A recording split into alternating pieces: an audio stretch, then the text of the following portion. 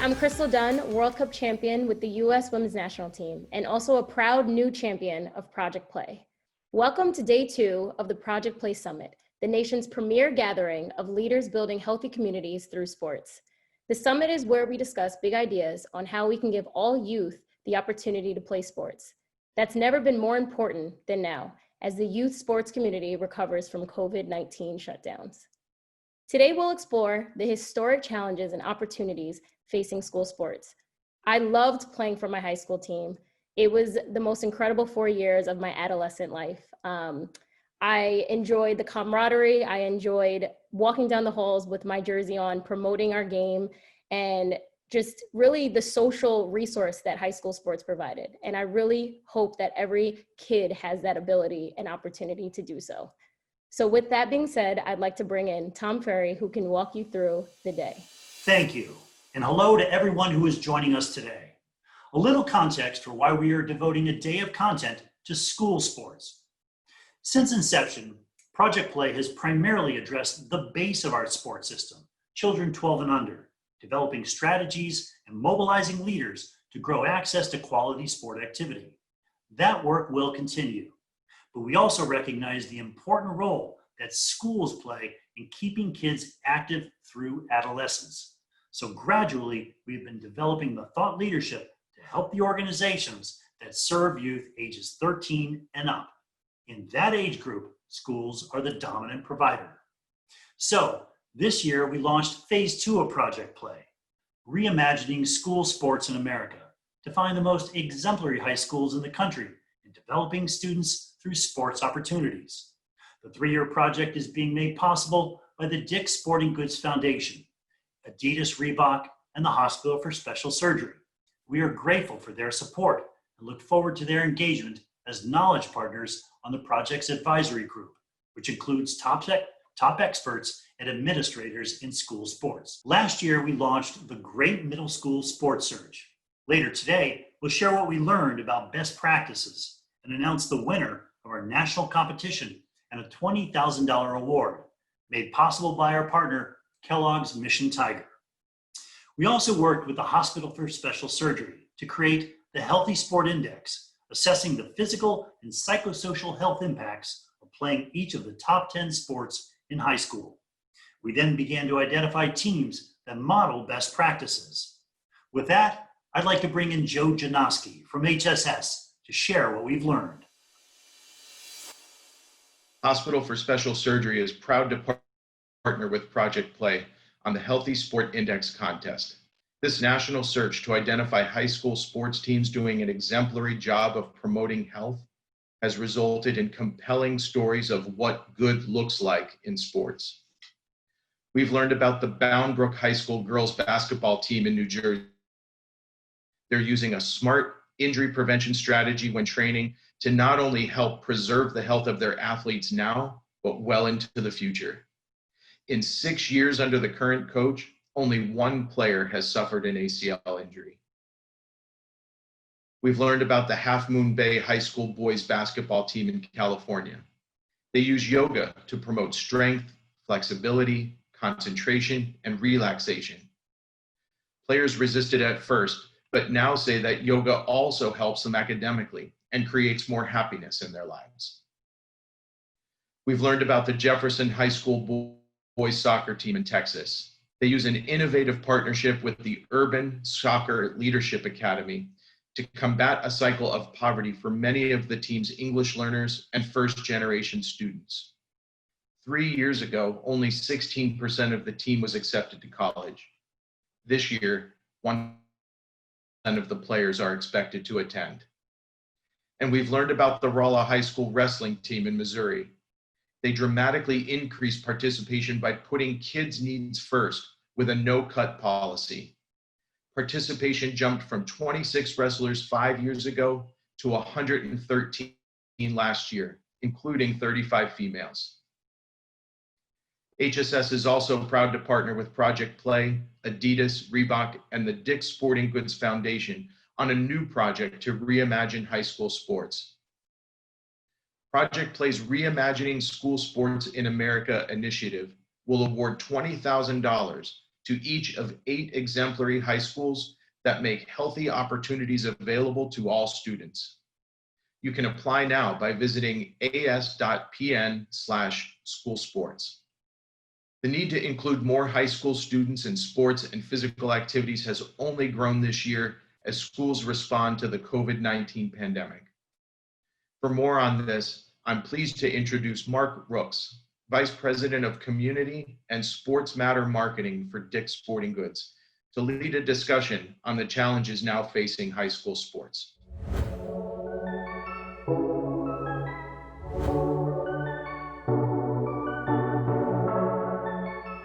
Well, welcome everyone to the Aspen Institute Project Play 2020 Summit.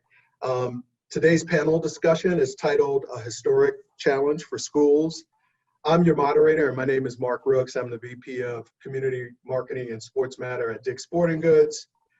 Today we'll be discussing the following topic. As high school sports experts analyze the immense challenges facing many schools now and moving forward, many must contend with an unusual set of circumstances as a result of the pandemic. Pushed off seasons, rising costs, slashed budgets, increased liability and insurance concerns, mounting mental health problems, and diminished college sports opportunities. So how are schools tackling these challenges at a time when they're also trying to return to learning? But before we start our discussion and really dive into that question and others, I figured I'd take a second to just introduce the great set of panelists we have joining us today. So let me just start out with Dr. Karissa Niehoff, who is the Executive Director for the National Federation of State High School Associations. Karissa, thank you for joining us. Cecelie Owens, who is the Assistant Superintendent of PE, Health, and Athletics for Buffalo Public Schools. Cecelie, thank you for joining us. Dr. Tim McGuine, he's a distinguished scientist at the University of Wisconsin School of Medicine and Public Health. Dr. McGuine, thank you for joining us. And Drake Lewis, he's a high school senior and student athlete at Murray High School in Washington, D.C. Drake, thank you so much for joining us today. All right, so maybe we can start out with a very general question, that first question I asked, which is, how are schools and local and state sort of officials tackling the challenge, this really unique challenge at a time when we're also trying to return to learning? And maybe, Chris, I'll start out with you, if you don't mind. Well, sure. Thank you and welcome everyone. I hope all who are listening are well and your families are well. The NFHS has kept a close watch on what's happening across the 50 states and Washington, D.C., the 51 associations. And right now, we see that we have about 37 states that have modified their schedules, 14 that have not, and 19 at this point that are choosing not to play fall football. So basically what that tells us is that there is a national mosaic of different decisions that are being made across the country. The process is primarily collaborative between state association leadership, governor's offices, and sports med advisory committees, state health agencies. And through collaborative conversation, really looking at the COVID situation at the state and then local levels, decisions are being made. And obviously they may look different from town to town, county to county, state to state. So we're in the process of making decisions, getting kids back into playing at varying degrees, and then even reconsidering some of those decisions based on a close monitoring of COVID situation. But it's definitely a unique process from state to state, but we're very confident as we watch what's happening nationwide that the right people are involved, it's not easy, and the best interest of kids is at heart. That's great. Cecelie, maybe you can give us your perspective and what you've seen so far in Buffalo Public Schools. Yes, hi. Good morning, everyone. Hope everyone is doing well also, and thank you for the opportunity to be a part of this awesome, robust discussion. So yes, I agree with Ms. Karissa, as far as being a collaborative effort to get kids back to playing sports safely. In Buffalo, our superintendent is looking at all of these decisions that have to be made through a scientific lens, basically, on what the uptick is in the virus and things like that, and the pandemic, and erring on the side of kids. But one thing that's been going on, and our staff has been doing an awesome job, all our administrators and associate superintendents, central office staff, is we've been in a lot of conversations around how to reopen schools. I think that we need to see how that goes first before we invite kids back to play sports. Maybe I'll just stay with you, Tim. My next question I was going to ask, what are some of the real consequences of shutting down sports generally, really across the spectrum, athletes up to officials? Well, and this gets into some of the research we did this last spring. So we did a nationwide survey of adolescent athletes, looking at physical activity, quality of life, and most importantly, mental health. And we were very concerned because our findings showed that the mental health conditions of these kids deteriorated quite a bit when schools and sports were canceled in May. And we understand there were a lot of things going on with high unemployment, schools being gone, but we also looked at the fact that athletes really do pretty well compared to non-athletes for all those activities, for quality of life, mental health, physical activity. Our findings showed, however, that the spike in mental health issues was quite alarming. We always knew there would be, when we do studies like this over the years, that the girls were reporting more mental health issues than boys, but the scope we saw now is incredible. And when we looked at other factors, such as the type of sports they played, the team sport participants seemed to be affected the most. The loss of the social connectedness with their teammates was gone. While the tennis player who could still play was affected, we saw higher levels in the kids that were missing their team sports. We also looked at poverty levels, how things were magnified for poverty. So team sport participants in high poverty areas in the United States, their mental health, we showed moderate to severe levels of mental health issues in 50% of those kids, which is much more than the kids in the higher economic situations. And so that's a concerning as well. So we know the girls are affected, but when we look at the type of sport participation and poverty level, all these things really, really increase the mental health conditions that we saw much higher than we ever anticipated. Wow. And when you say mental health issues, just for my own benefit, what exactly do you mean? Do you mean depression or? So yeah, we used a couple of standardized questionnaires that clinicians use, pediatricians will use to screen kids in their clinics. And we used an anxiety questionnaire and a depression questionnaire. So the questions are similar, but anxiety we know is a big mental health issue, and depression itself is a huge issue. And whereas we would see levels in normal times of kids maybe 5 to 6% reporting moderate to severe depression, that was going up to 45 and 50% in this population in May. So there were just a lot of things going on, so that we're looking at anxiety and depression, particularly for mental health. Wow. So Karissa, I'm interested if you have an opinion on, as we look back on 2020 and even 2021 and some of the decisions that are being made, whether or not you believe the sort of costs, or the benefits outweigh the costs in making decisions to shut down sports.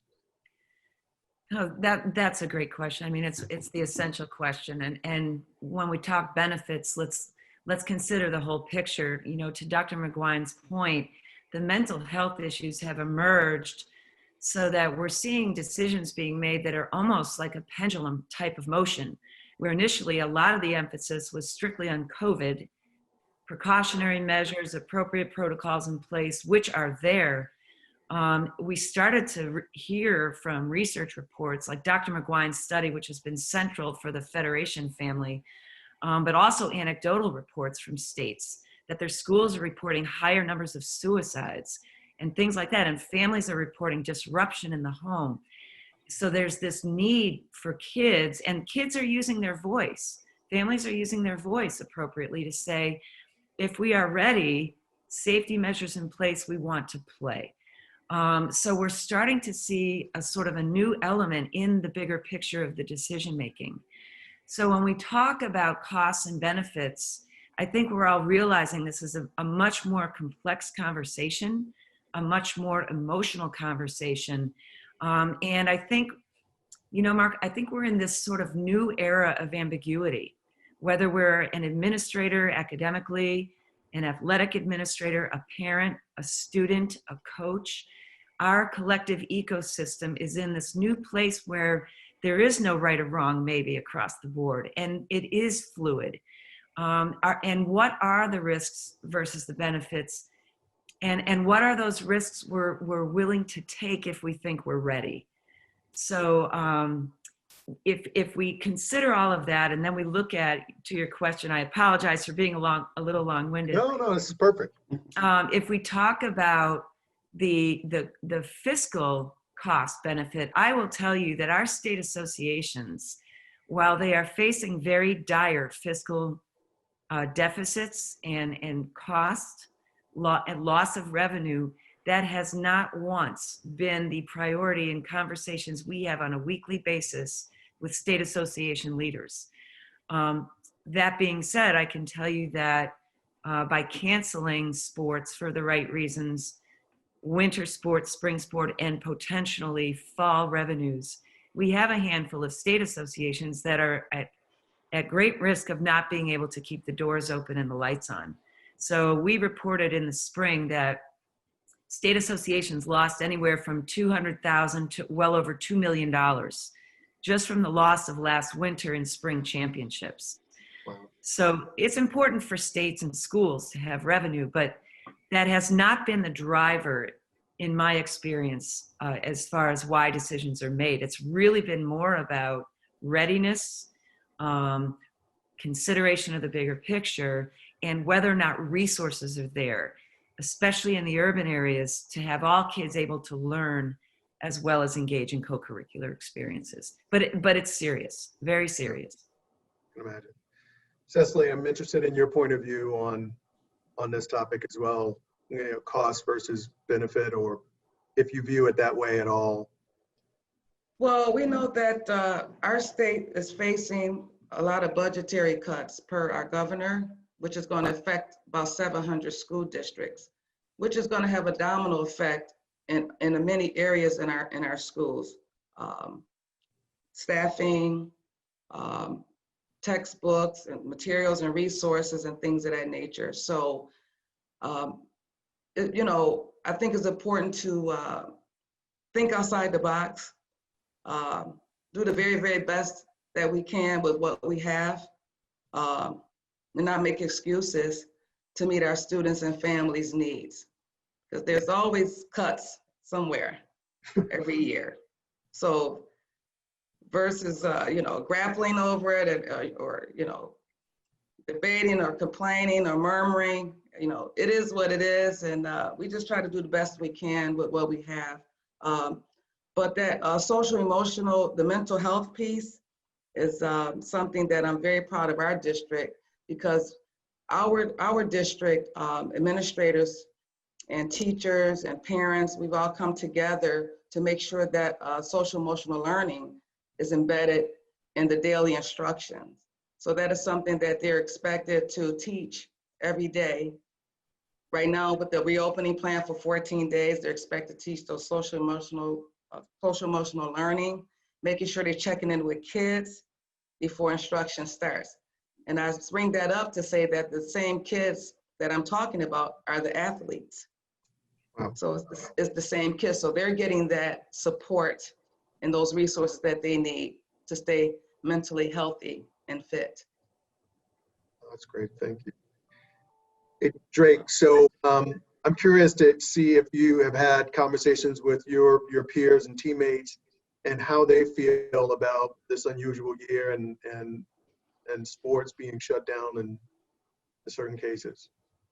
I mean, it sucks because I know my teammates and I, because I mean, football especially, because this would have been our senior season, but it's not a good situation because I know that I and like a bunch of my teammates, we kind of rely on football as an outlet, like a sort of release after having a long school day and then just going to practice, having fun in practice with your teammates. and it's like some form of like camaraderie that we have, that just adds on to it. So we're missing that part of sports right now. And I forgot who said this earlier, but the mental health aspect, like it clearly shows, because instead of being able to go out and, you know, play sports, because I know I have a friend who plays volleyball and she can't go out and play sports, but you're cooped up in the house all day doing schoolwork, but you can't really go outside and do what you want to do. So it's just not a good situation, but it's improving. For some states, I know they've started opening back up and playing sports. Like I know Ohio is starting to play football and pick back up again. And we're just kind of waiting for everything else in the DMV to open back up. Oh, that's interesting. You mentioned volleyball. As kind of we near winter, can you guys share your thoughts on whether or not you view indoor sports like volleyball or basketball or swimming differently than you do some of the team sports like baseball and football? And Karissa, maybe I'll kick it over to you to address this one. Well, they are different. Obviously, scientific evidence is bearing out more and more that the importance of air exchange, being able to have space, airflow. We're actually doing an aerosol study right now in partnership with 2 universities, looking at playing of musical instruments, singing, speaking, aerobic exertion, to try to understand aerosol spread when you're inside a facility versus outside, all sorts of things. And we're learning, obviously, going outside is a less risky environment. However, we're seeing schools that are going back to volleyball indoors with precautionary measures in place. It's early in those seasons. We are hearing that reports are good, that we're not seeing a large spike or evidence of COVID contagion due to participation in the sport activity. That being said, I think the real concern is the physical proximity for length of time. So you look at a sport like wrestling, which is indoors, not outdoors, but the bodies are so close together for such an extended amount of time, your risk is higher there. Interesting, we're seeing USA Volleyball and even a couple of states look at staging outdoor volleyball as an option to be able to play in the fall, looking at AstroTurf situations with volleyball standards and the equipment, being able to play outdoors. So folks are being very creative. Drake, you had mentioned a little bit earlier about some of the schools in, some of the states surrounding the DC area that might have sports or not.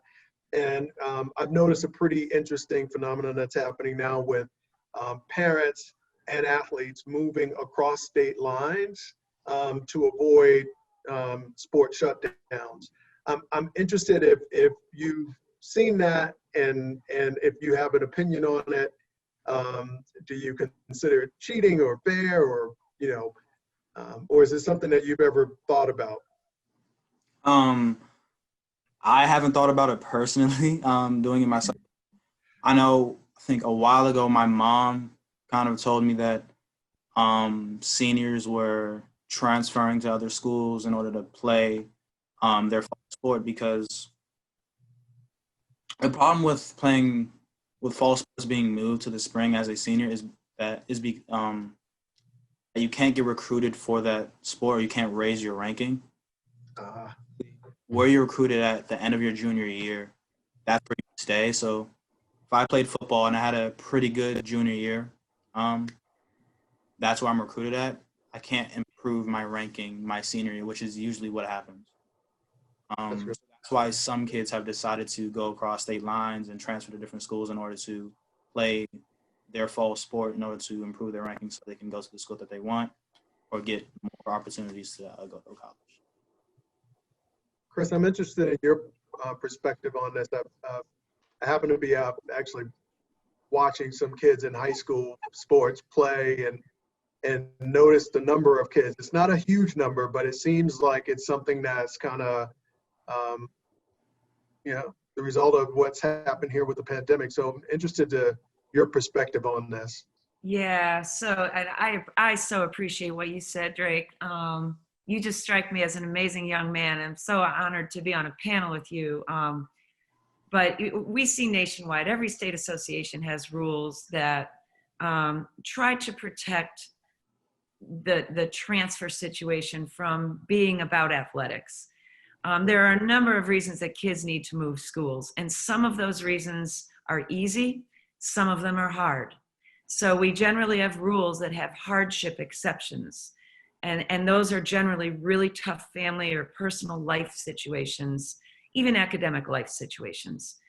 When we start to get at transferring for athletic purposes only, state associations really try to prevent that from happening for a number of reasons. The first is that in reality, a very, very small percentage of kids will go on to play at the university level. Depending on the sport, it's less than 1% up to maybe 6%. At the D, and this is across D1, 2, and 3. So Yeah. if you talk about D1 with scholarship, you're talking about even fewer kids. So there are kids, you know, as Drake mentioned, there you might have a ranking that really is important, that you've got to get that fall season in, and that is such a small handful of kids that may need to count on athletics in their future for a collegiate opportunity.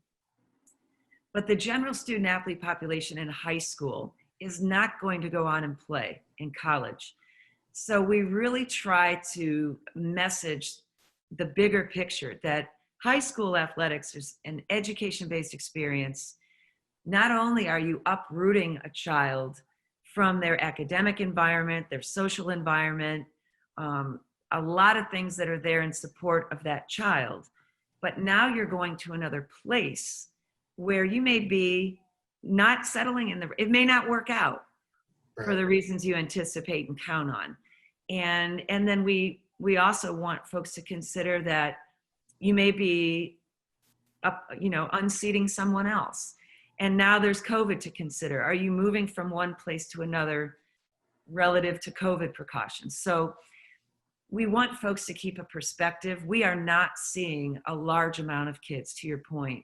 It is a small number, but they're high profile. Because they're high profile kids, there's usually a waiver process around it, a hearing around it, and a lot of them are jumping state lines. So it's a legitimate family move. So it's a legitimate transfer, but it's a high profile kid. So it generates a lot of the energy around the whole notion of transferring. That's interesting. Drake, you had mentioned the idea of, which I found really interesting, I hadn't thought about, is that you basically lose an opportunity to be recruited in your senior year, even if you have sports pushed off until the spring. One of the other consequences, I think you're a multi-sport athlete, or you're not, baseball and football. So now with your sport being pushed back to the spring and having overlapping sports, are you anticipating any challenges or that make next spring a little different than a normal year for you? So usually the past couple of years, after football season in the fall, during the winter, we have like an indoor facility where it's player-led practices because we're not supposed to practice yet as a team, but it's player-led practices indoors during the winter. And then that feeds into like February or March is when our season starts. Yeah. But this year, because football is February to April and then baseball's April to June, there's that tiny overlap. So instead of getting ready for baseball season like I normally would, it's going to be football season is what I'm going to be getting ready for. So I just feel like for some people, they're not going to be as prepared for their second sport as they usually are. And I know one of my teammates for the past couple of years, travel team, he plays 3 sports. So it's even worse for him, where he has to do basketball, football, and baseball back to back without any breaks. So it's just you're going to see a lot of people kind of out of rhythm and having to I guess, go slow at the beginning and then try and gain that rhythm in the short amount of time that they have. Drake, is it Drake? Yeah. You seem like a go-getter. You know what you want. You working hard. I played college ball. You didn't mention basketball as one of your sports, but that's okay. But I want to know. So you are intrinsically, into you're into what you need to do for yourself. You know what it takes for you to be a successful student athlete. What about those kids who don't have that same intrinsic value? Well, that's the problem with the pandemic, especially early on when team sports were cut off. It was kind of independent, so you had to have that drive to kind of work and get better yourself, whether it was like going out and running or doing drills on your own. But as more things are starting to open back up, I guess there are more opportunities for kids to go out and do things with other people, which may help out with that enthusiasm to go out and play that sport if they lacked it.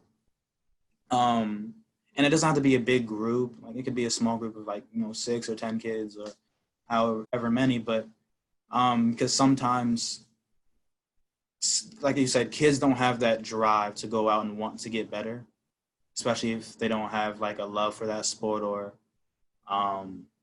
it doesn't really mean a lot to them. But what may mean a lot to them is playing with other people and having some form of friendship, or just talking to other people, having social interaction. So I guess doing small groups of that may help improve that. That's great. I can't remember who covered it earlier, but we were talking about innovation and creativity. And Tim, I'm curious, given what you've learned in your study, have you seen any best practices from a mental wellness standpoint that programs are trying to implement to counteract the effect of what you've learned is the result of the pandemic? So this. I think, and somewhat feeding off of what Cecelie mentioned about checking in at the beginning of the class, it was a great opportunity. The things that I've seen in schools around this area here that aren't playing sports right now, even though the coaches can't get physically involved with the kids, they're trying to get online and stay involved as much as they can, mentally, socially, to get that interaction, to see their teammates together, to check in with the athletes beyond, what they would normally do in their actual practice setting. So I think that's the biggest thing I've seen, where school districts are innovating and saying, yes, you're a coach. No, you don't have a season now, but you still have a team. Yeah. And your team has needs that you need to meet. And let's move forward and identify that and to keep that. And some of the parents have talked to me that just that team meeting and a regular time scheduled per week to get together with their teammates and their coach made a world of difference. And I commend school districts for doing that type of option, or having that option for their kids. Right. All right, so we're getting close to time here, and I figured I'd ask just one more question before we kind of wrap things up today. We've obviously seen a massive amount of change here in the last few months due to the pandemic. We've probably learned a lot. I'm curious to hear from all the panelists, whether or not you think anything is going to become the new standard, or will things kind of go back to the way they were after, I'm optimistically saying after things kind of return to normal and get better. So, what do you expect as we look out on 2021 and beyond? Will there be a new normal, or will we kind of revert back to where we were pre-COVID? And Karissa, I'll kick it over to you if you want to start out, and then go to Cecelie and Drake and have Tim wrap up.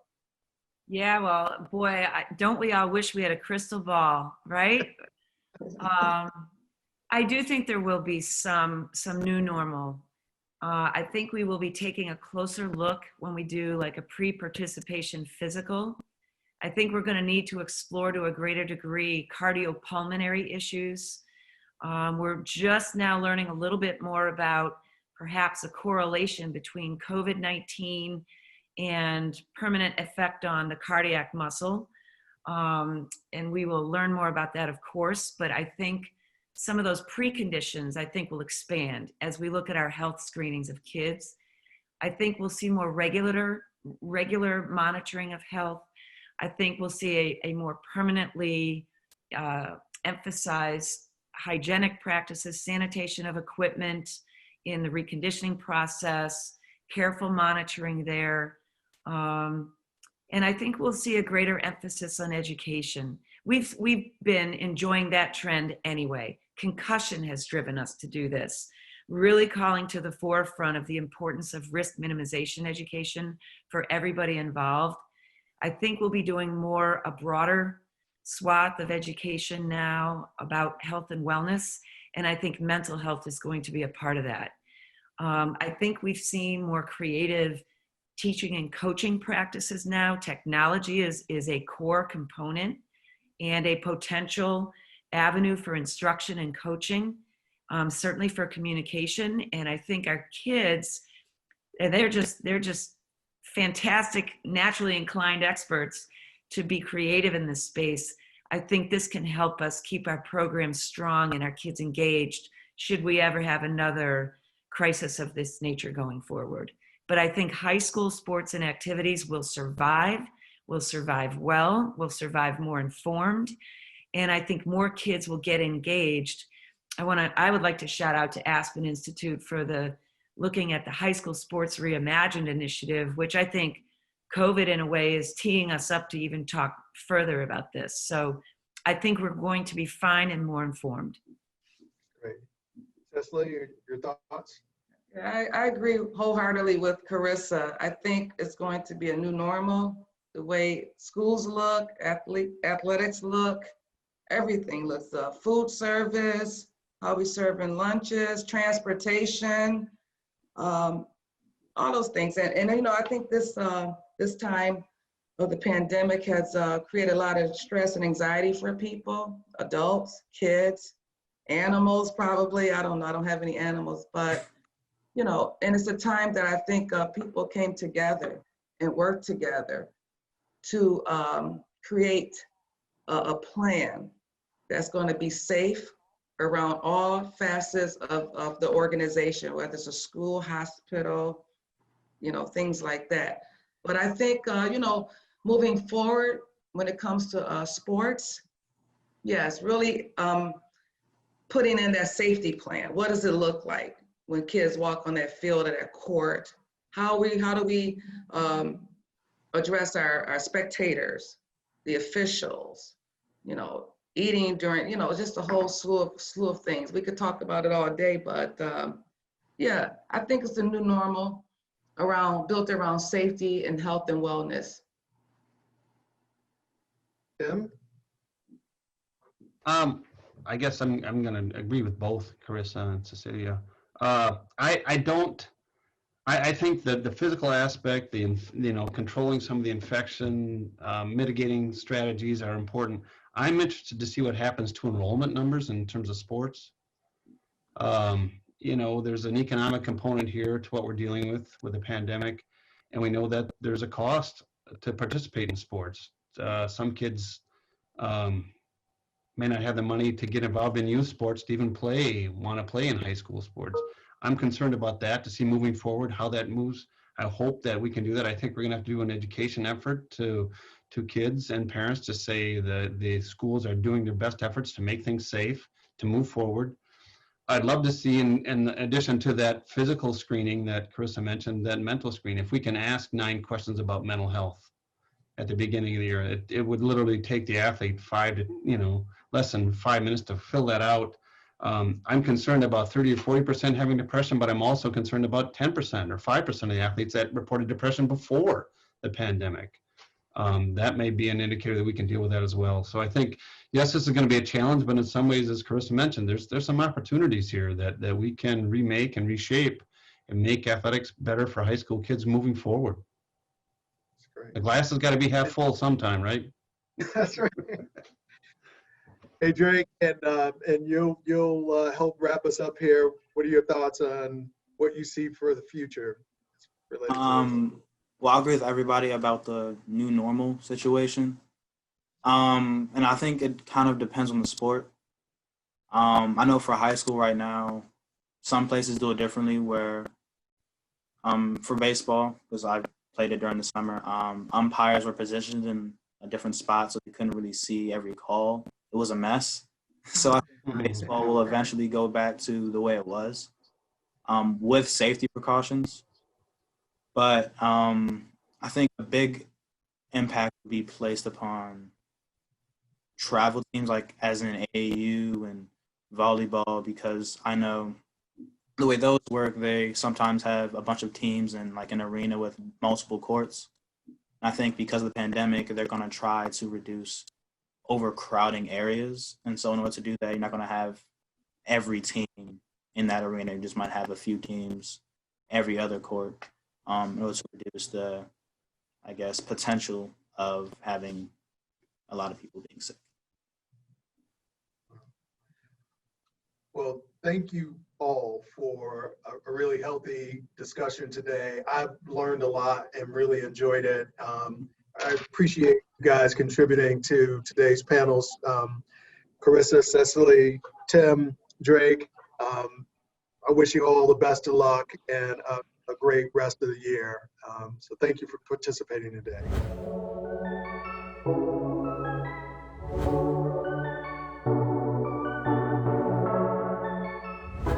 Hey everyone, I'm Doug Vandevelde, General Manager of the U.S. Cereal Business at Kellogg, one of the leaders of Frosted Flakes and Mission Tiger, and of course, a good friend of Tony the Tiger. We started Mission Tiger in August 2019 to help save middle school sports and give more kids a chance to play like tigers. As of today, we've helped more than 390,000 kids, and we are only getting started. At last year's summit, Project Play and Mission Tiger joined forces to better understand and elevate best practices in middle school sports. In January, we launched the Great Middle School Sports Search, the first ever national search focused exclusively on middle school sports programs to find the most exemplary middle schools that offer quality sport opportunities for the broadest middle school student population aligned with the goals of Project Play. We also committed to sharing what we learned with other middle schools through a best practice guide that we are releasing today. Over the past year, our work together has shown that middle schools across the country are being creative and innovative despite the challenges faced, and there have been many of those. Dedicated middle school educators and coaches are creating developmentally appropriate school-based sports experiences to get their students physically active and engaged in sports, to build critical lifelong skills like teamwork, confidence, and leadership, all values that Tony the Tiger himself believed in. Utilizing Project Play's 8 Plays framework and the sports search assessment criteria, including access, equity, quality, and innovation, we are pleased to announce that we have 4 finalists and a grand prize winner. So first, our finalists and a few highlights of their programs. First finalist is Coliseum College Prep Academy in Oakland, California. This school provides all uniform and equipment kids needs to play at no cost to remove barriers for all kids to play sports. They also integrate sports into an extended school day model where students are encouraged to participate in sports as an extension of their school day. Well done, CCPA. Our next finalist, Girls Athletic Leadership School in Panorama, California. At this school, an all-girls middle school, physical activity is embedded throughout the school day through morning movement, their version of PE. Through a commitment to encourage sport sampling, their students explore a variety of sports and activities during the year. I bet this is a very fun day for all the students at this school. Our next finalist, King Intermediate School in Kanohe, Hawaii. The PE curriculum at King Intermediate emphasizes non-traditional physical activities like ultimate frisbee, speedball, or pickleball, which broadens the definition of an athlete so that all kids can see themselves as athletes for life. So important. Well done, King Intermediate. And then our 4th finalist is Strive Prep from Denver, Colorado. Strive Prep is a Denver-based charter school network with 7 middle schools that formed an innovative middle school sports league with other schools to expand available opportunities for students. Well done, Strive Prep. Each finalist will receive $2,500 in support of their growing middle school sports programs. Congratulations again to these finalists. And now, our grand prize winner, who will be receiving $10,000 to support their middle school sports program. And the winner is Jamieson School in Chicago, Illinois. Jamieson demonstrates creativity and ingenuity in finding strategies for scheduling, use of space, and technology innovation to increase access to sports for their middle schoolers, along with a commitment to find a place on the team for every student who wants to play. Jamieson hosts morning practices that allow for students to leverage their after-school time for competition or other activities. This also helps ensure teams do not have to compete with other programming for the limited spaces available on campus. Even before COVID transitioned the school into virtual learning, the team at Jamieson was leveraging technology to communicate with families and expand virtual training and exercise opportunities. Well done, Jamieson, and congratulations as our winner. And now, through the wonders of technology, let's hear from the students and coaches at Jamieson School. Hey guys, my name's Hayden Hurst, and I'm a tight end for the Atlanta Falcons. I'm Jerry Hurst. I'm Hayden's dad and their former high school and middle school coach. So we're going to start with introductions. So students, do you guys want to start? Yeah. Hi, my name is Kraja. I am an 8th grader here at Jamieson, and I play basketball and volleyball. Hi, my name is Luang, and I'm also an 8th grader. And I love to play basketball, I like to do volleyball, and I love running too. Awesome. Coaches? Hi, my name is Michael Shesky. I am one of the PE teachers, and I coach boys flag football and girls basketball. Hello, my name is Joseph Nakanishi. I'm also the PE teacher at Jamieson Elementary. I also coach 7th and 8th grade girls and basketball, and as well as 7th, 8th boys volleyball. Very cool. It's nice to meet all of you. And so one of the reasons that Jamieson was selected as the winner was because it holds its middle school practices in the morning. Josh, you want to tell us about those practices? Honestly, the practices were just super fun. We would arrive around like 7:15 in the morning, and then we would just, chill around, hang out for about 10 minutes, and then we would get escorted to the gym around like 7:25, 7:30, and then we would start doing the shuffle drill, and it's like we did that for like 5-10 minutes, and it's like that thing would just get one of us would just go super fast, and we just all had to follow the pace. So then at the end of that drill, we'd be super tired, and after, if it was like a week after a game, Knock would just sit us down and just, tell us what we did wrong, what we need to work on. And we would spend a decent amount of time just trying to work on that. And after we resolved that, did what we did wrong, we get into a scrimmage for the last, 20 to half an hour of practice. And those practices were just super fun just because of how many times we just went at each other. It was just super competitive and fun. And some of the games went down to the wire, which honestly just made it better. And some of us would even come out with scratches and, we just had to make sure that we were the team on top at the end of the day and just prove that we were the best team in our division. Coaches, I've noticed you have some amazing athletes in your program. Tell us a little bit more about the philosophy of your program. I'll start with that since I kind of run the school's sports programs. So first off, CPS, which is Chicago Public Schools, probably 4 years ago, decided to go with a no-cut policy. And in the beginning, in the early years, it was kind of stressed out because there was a lot of players, just students to sign up and never show up. So it's kind of disappointing that, have a game plan and then they would just never make it to games. So it was very frustrating as a coach and, as other players, of course, on the team. We were disappointed to have one of their teammates not show up to any of the games. But then eventually, their purpose of doing this was to pretty much build a community. And I pretty much fell into that. So PE for me growing up was always my favorite class, sometimes probably too much. I got thrown out of classes for being overly competitive. But again, it was a great time with me and my friends. And I wanted to ask Anduena and Josh, tell me about your PE experiences at Jamieson. we were all so excited to go to gym class. It honestly wasn't like a drag at all. Like, it was so much fun when we lined up, when we went down to the gym. I was super excited, no matter what we were doing. Like, whether it was volleyball, basketball, we were all so super excited. And the gym teachers, they were always very inclusive. They helped everybody that needed help.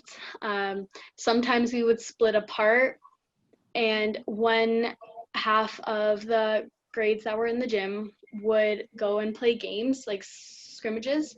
That would always super competitive, a whole lot of fun. And then the other half would be working with another coach on like fundamentals and like the basics, just to help them get to where the other group is. But yeah, overall, very fun. It was always something I looked forward to every single week.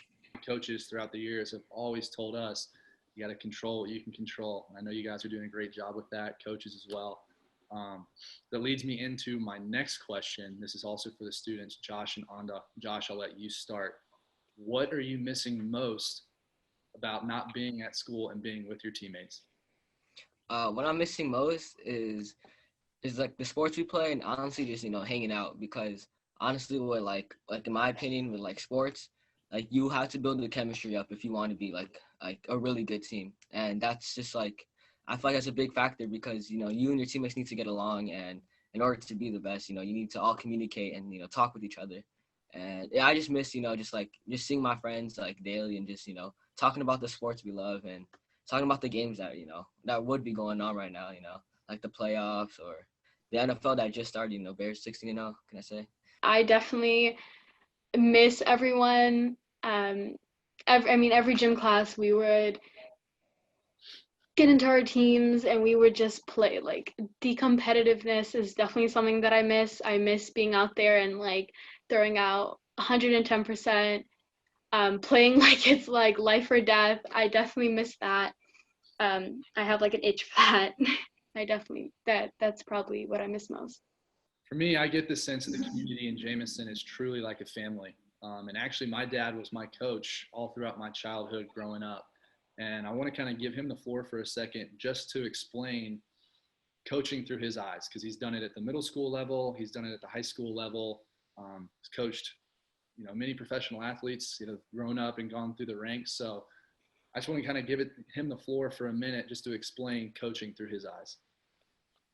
All I did really, is try to do the best I could to facilitate their ability. I wasn't a screamer or anything like that. I was just kind of there, and fundamentals, and I think if you do the fundamentals right, the other stuff kind of falls into place. So I was a big fundamentals guy, and you have to do the work. My relationship with my coaches, I think it's like the best I've ever seen.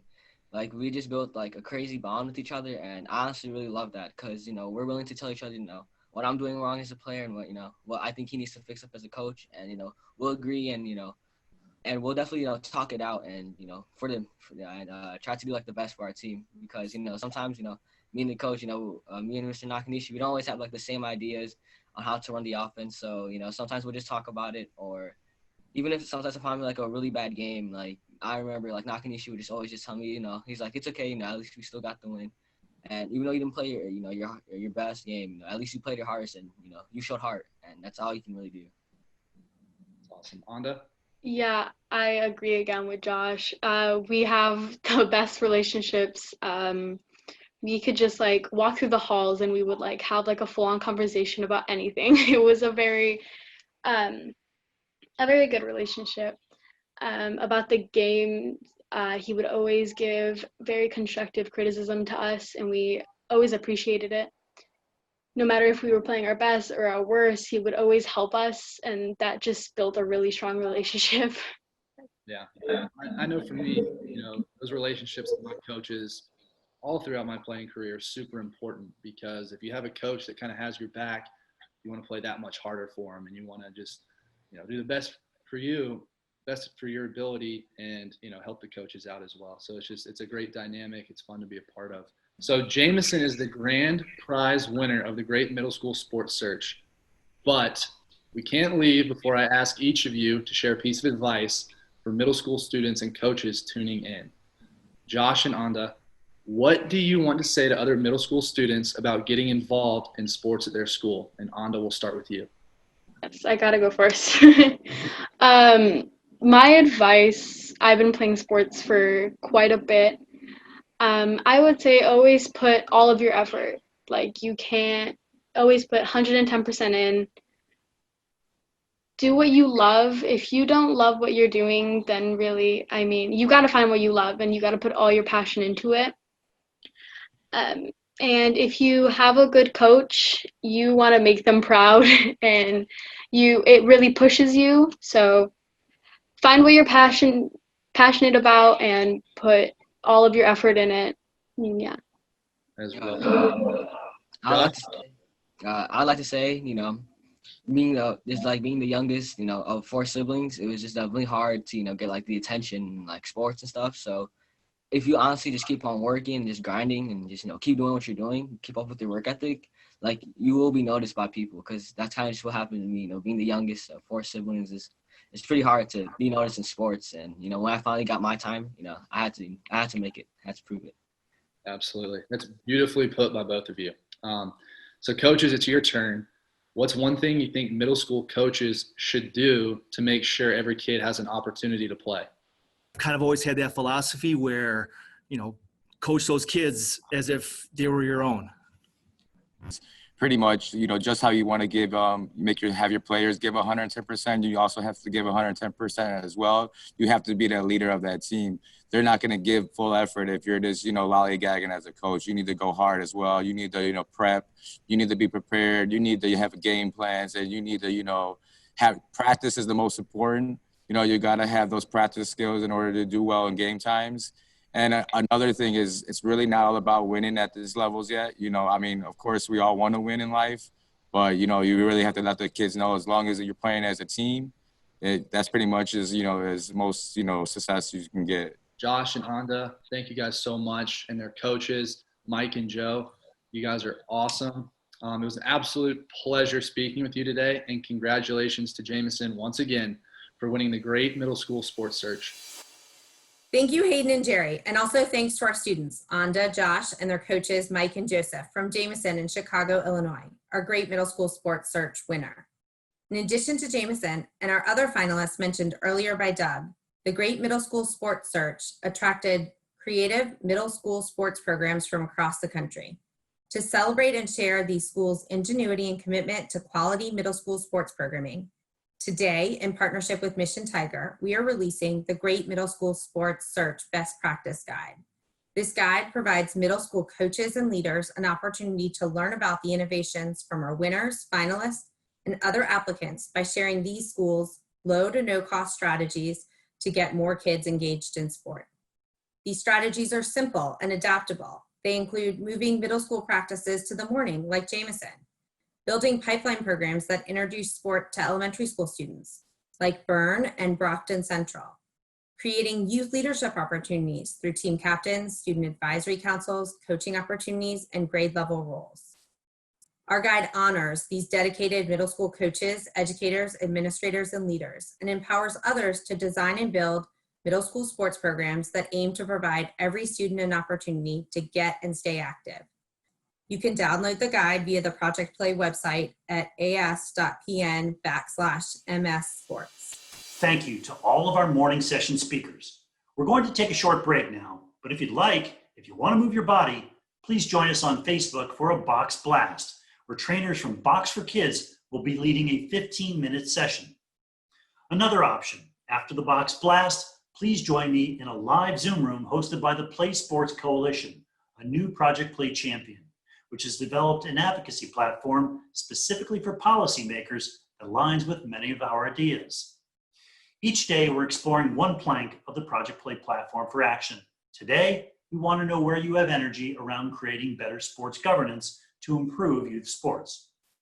Then, after a break, join us back here at 1 p.m. Eastern for the second session of the day, when we'll hear more from Crystal Dunn, Olympic champion gymnast Lori Hernandez, and other athletes who share ideas on how schools can make more room for students from all backgrounds and abilities who want to play school sports. See you soon.